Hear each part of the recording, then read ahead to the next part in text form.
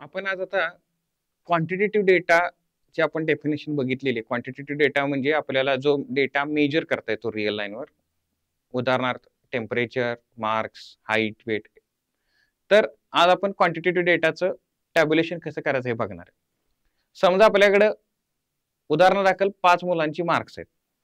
10 पैकी पडलेली unit taste मधली मार्क आहेत.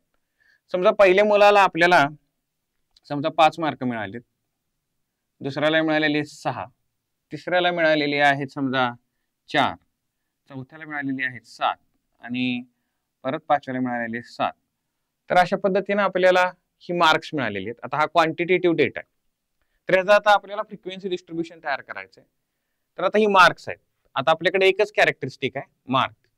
समजा आपण त्याच्याबरोबर त्याचं जेंडर पण माहिती करून घेतलं.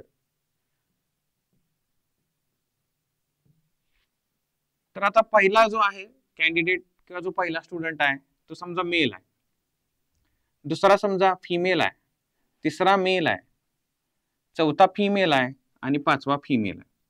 तर अशा पद्धतीने आपण त्यांचं जेंडर सुद्धा माहिती करून घेतलेलं आहे. तर आपण आता पहिला वन वे टेबल कशा पद्धतीने तयार करता येऊ शकतो. तर आपल्याला मार्क्स आपण लिहू शकतो, मार्क आणि त्याची फ्रिक्वेन्सी आणि टॅली मार्क अशा पद्धतीने आपण तयार करणार आहे. टॅली मार्क आणि फ्रिक्वेन्सी. आता मार्क मध्ये आपल्याकडं डिस्टिंक्ट व्हॅल्यू म्हणजे ज्या युनिक व्हॅल्यूज आहेत त्या कुठल्या कुठल्या आहेत. तर पहिली व्हॅल्यू आहे 4, दुसरी व्हॅल्यू आहे 5, तिसरी व्हॅल्यू आहे 6, चौथी व्हॅल्यू आहे 7. तर 5, आता पहिली व्हॅल्यू आली 5, त्याचा टॅली मार्क आला. दुसरी व्हॅल्यू आहे 6, त्याच्यानंतर पुढची व्हॅल्यू आहे 4 आणि त्याच्यानंतर 7 आणि 7 दोन वेळा रिपीट झालेला आहे. टॅली मार्क वरून आपल्याला लक्षात येईल फ्रिक्वेन्सी किती आहे. इथं 1, इथं आहे 1, इथं आहे 1, इथं आहे 2. तर अशा पद्धतीने टोटल आपल्याकडे 5 ऑब्झर्वेशन आहेत. ह्याला आपण म्हणणार आहे capital N, total number of observation. आता याला आपण क्लासिफिकेशनला कशा पद्धतीने बघू शकतो. तर हे पहिला आहे डेटा. मार्क नुसती जर बघितली तर हा इंडिव्हिज्युअल डेटा म्हणतो आपण. काय म्हणतो त्याला? Individual data. आता याला आपण काय म्हणतो? Discrete frequency distribution. Discrete frequency distribution म्हणजे काय? तर आपल्याकडे फक्त व्हॅल्यूज आहेत आणि त्याच्या फ्रिक्वेन्सी आहेत. तर याला आपण म्हणतो अशा टाइप मध्ये डिस्क्रीट फ्रिक्वेन्सी डिस्ट्रीब्युशन. आता तिसरा एक प्रकार येतो कंटिन्युअस फ्रिक्वेन्सी डिस्ट्रीब्युशन. आता त्याच्यात काय होतं तर आपण क्लासेस कन्सिडर करतो. आता मार्क्स, तर आपण इथे क्लासेस कन्सिडर करणार आहे. क्लासेस कशा पद्धतीने कन्सिडर करणार आहे तर पहिले मार्क आहेत समजा पहिला क्लास घेतलेला आहे 4 ते 5 आणि पुढचा क्लास घेतलेला आहे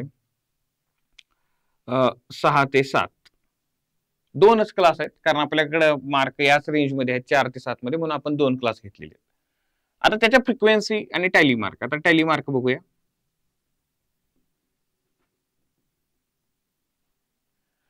आता पहिलं ऑब्झर्वेशन आहे 5 ते 5 ऑब्झर्वेशन याच्यात आले, या क्लासमध्ये आले 4 ते 5. त्याच्यानंतर ऑब्झर्वेशन आहे 6, हे ह्या क्लासमध्ये आलं दुसऱ्या. त्याच्यानंतर आलंय 4, ते आलं पहिल्या क्लासमध्ये. त्याच्यानंतर आलेलं आहे 7, ते या क्लासमध्ये येणार आहे. त्याच्यानंतर परत एक ऑब्झर्वेशन आलं 7. तर मग आता याची फ्रिक्वेन्सी किती झाली? तर याची फ्रिक्वेन्सी या क्लासची आली 2, दुसऱ्या क्लासची आली 3, टोटल ऑब्झर्वेशन आली 5. हे म्हणजे टोटल ऑब्झर्वेशन आहेत 5. हे कॅपिटल एन म्हणजे टोटल नंबर ऑफ ऑब्झर्वेशन्स. तर अशा पद्धतीनं जे फ्रिक्वेन्सी डिस्ट्रीब्युशन तयार होतं की ज्याच्यात क्लासेस घेतलेले आहेत त्याला आपण म्हणतो कंटिन्युअस फ्रिक्वेन्सी डिस्ट्रीब्युशन. ज्याच्यात नुसत्या व्हॅल्यूज आहेत त्याला आपण म्हणतो डिस्क्रीट फ्रिक्वेन्सी डिस्ट्रीब्युशन. हे ग्रुप फ्रिक्वेन्सी डिस्ट्रीब्युशनचे दोन प्रकार आहेत, डिस्क्रीट आणि कंटिन्युअस. कंटिन्युअस मध्ये क्लासेस आहेत आणि इथं परत मार्क्स नुसते बघितले तर ह्याला म्हणतो आपण इंडिव्हिज्युअल डेटा. आता मार्क्स क्लासेस बघितले इथं तर आपण बघितले तर 4 ते 5, 6 ते 7. आता हे क्लासेस कशा पद्धतीचे आहेत तर याला क्लासेसला म्हणतात इन्क्लुझिव्ह क्लासेस. इन्क्लुझिव्हचा अर्थ काय तर या क्लासेसमध्ये त्याचं अप्पर लिमिट आणि लोअर लिमिट दोन्ही इन्क्लूड आहे, म्हणून याला आपण म्हणतो इन्क्लुझिव्ह. इन्क्लुझिव्ह म्हणजे काय? इन्क्लूड करणे. इन्क्लूड करणे म्हणजेच काय? हा अप्पर लिमिट आणि लोअर लिमिट त्या क्लासमध्ये. आता तुम्हाला दुसरं एक्झाम्पल दाखवतो एक्सक्लुसिव्ह क्लासेसचं. समजा आपण क्लास घेतलेले आहेत. आता क्लास घेताना आपण असे घेतलेले आहेत समजा फॉर एक्झाम्पल, तर पहिला क्लास घेणार आहे आपण. आता क्लास सुरू करूया आपण समजा 3 ते 4, 4 ते 5, 5 ते 6, 6 ते 7 आणि आपण पुढचा एक क्लास घ्यायचा आहे. इथं जागा नाही आपल्याकडं, पण पुढचा क्लास आपण अशा पद्धतीने घेऊ 7 ते 8. तर आता हे टॅली मार्क करूया आपण आणि फ्रिक्वेन्सी करूया. टॅली मार्क आणि फ्रिक्वेन्सी, टॅली मार्क आणि फ्रिक्वेन्सी. आता 5 हे ऑब्झर्वेशन 4 ते 5 मध्ये लिहायचं का 5 ते 6 या क्लासमध्ये लिहायचं हा आपल्या समोरचा प्रश्न आहे. तर ह्या क्लासेसला म्हणतात की एक्सक्लुसिव्ह क्लासेस. एक्सक्लुसिव्ह म्हणजे अप्पर लिमिट आपण या क्लासमधून सोडून देतो, अप्पर लिमिट पुढच्या क्लासमध्ये जातं. म्हणजे 5 हे या क्लासमध्ये येणार आहे, या क्लासमध्ये येणार नाही. ह्या क्लासमध्ये 4 ते 5 या क्लासमध्ये 4.999999 ही व्हॅल्यू होती, परंतु 5 जेव्हा होणार तेव्हा ती पुढच्या क्लासमध्ये येणार. अप्पर लिमिट हा क्लास कन्सिडर करत नाही, म्हणायला म्हणतात एक्सक्लुसिव्ह क्लासेस. एक्सक्लुसिव्ह म्हणजे एक्सक्लूड करणे, सोडून देणे. म्हणजे क्लासेसचं आपण अप्पर लिमिट सोडून देतो, ते पुढच्या क्लासमध्ये जातं. मग आता 5, आता पहिलं ऑब्झर्वेशन 5 हे ह्या क्लासमध्ये आलेलं आहे. नंतरचं ऑब्झर्वेशन आहे 6 हे 6 ते 7 मध्ये येणार आहे, 6 या क्लासमध्ये येणार नाहीये. त्याच्यानंतर आहे 4 ह्या क्लासमध्ये आलेला आहे, 4 ते 5. नंतर किती आलेलं आहे 7. आता 7 हे ह्या क्लासमध्ये आलेला आहे, 6 ते 7 या क्लासमध्ये 7 येणार नाही, ते 7 ते 8 मध्ये येणार आहे. तर ह्याची 2 ऑब्झर्वेशन आहे 7 ते 8 ची. तर आपण फ्रिक्वेन्सी बघितली तर इथं आली 0, इथं काहीच नाहीये, इथं 1 1 1 2. टोटल जर घेतली तर टोटल होणार आहे 5, म्हणजे total number of observation 5. Continuous frequency distribution मध्ये 2 प्रकारचे क्लासेस आपण घेतोय. या क्लासेसला म्हणतात इन्क्लुसिव्ह क्लासेस आणि या क्लासेसला म्हणतात एक्सक्लुसिव्ह क्लासेस, की ज्याच्यात ते क्लास कंटिन्युअस असतात. इथं गॅप असतो, इथं 4 ते 5 नंतर 6 ते 7 आलं.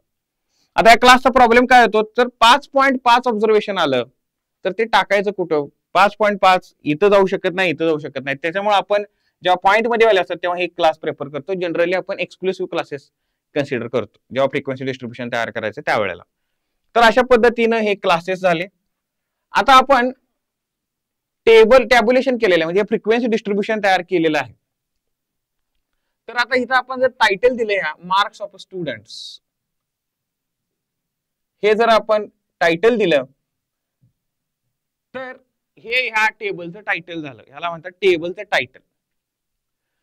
कॉलमचे जे हेडिंग आहेत त्याला आपण म्हणतो कॅप्शन्स, म्हणजे मार्क, टॅली मार्क, फ्रिक्वेन्सी हे झाले आहेत तुमचे कॅप्शन्स. आणि जर आपण रो वाईज जर इथं काही कॅप्शन दिले असतील, समजा आपण 2 वे टेबल जेव्हा तयार करणार आहे त्यावेळेला इथं रोला पण काही नावं दिली, तर रोची जी नावं आहेत त्यांना आपण म्हणतो स्टब. आणि आज जी सगळा न्यूमरिकल डेटा दिसतोय त्या न्यूमरिकल डेटाला आपण काय म्हणतो, बॉडी ऑफ द टेबल. काय म्हणतो, बॉडी ऑफ द टेबल. आता फॉर एक्झाम्पल आपण याच क्लासेससाठी आपण परत एक आपण डिस्ट्रीब्युशन तयार करू 2 वे टेबल. आपण आता बघितली होती मार्क्स, आपण आता दुसरं एक्झाम्पल बघूया. मार्क्स आहेत 5 जणांचीच मार्क आहेत, 5 6 4 7 7. आणि आपण इथं जेंडर त्यांचा आपण नोट डाऊन केलेला आहे. तर पहिला आहे मेल, दुसरा आहे मेल, तिसरा आहे फिमेल, फिमेल, मेल. तर अशा पद्धतीचा आपल्याला डेटा आहे. तर आपण याच्यात 2 वे क्लासिफिकेशन तयार करू शकतो. त्याच्यात 2 कॅरेक्टरिस्टिक येणार आहेत. पहिलं येणार आहे मार्क्स. आता मार्क्स आपल्याकडे काय आहेत, डिस्टिंक्ट व्हॅल्यू आहेत 4 5 6 7. आणि इकडे आपण घेणार आहे जेंडर, मेल आणि फिमेल. आता पहिलं ऑब्झर्वेशन काय आलेलं आहे, 5 आणि मेल, म्हणजे इथं 5 आणि मेल इथे येणार आहे, ते 6 आणि मेल, 4 फिमेल, 7 फिमेल आणि 7 मेल. तर अशा पद्धतीने आपल्याला हा 2 वे टेबल तयार झाला. तर इथे जी हेडिंग आहेत रोची मेल फिमेल त्याला आपण काय म्हणतो, स्टब. आणि कॉलमची हेडिंग जी आहेत मार्क्स त्याला आपण काय म्हणतो, कॅप्शन्स. आणि हा बॉडी ऑफ द टेबल. मग आपण जर टोटल घेतली तर इथं आली 2, इथं आली 3. टोटल जर घेतली तर इथं आलं 1 1 1 2. उभी किंवा आडवी टोटल घेतली तर ती किती येणार आहे, 5 येणार आहे. कारण या टेबलमध्ये उभी आणि आडवी टेबल एकसारखी येते. जर ती येत नसेल तर आपलं काहीतरी चुकलेलं आहे. तर अशा पद्धतीनं क्लासिफिकेशन टॅब्युलेशन फ्रिक्वेन्सी डिस्ट्रीब्युशन आपण क्वांटिटेटिव्ह डेटाचा अशा पद्धतीने आपण तयार करू शकतो. तर आज आपण इथंच थांबणार आहे. थँक्यू.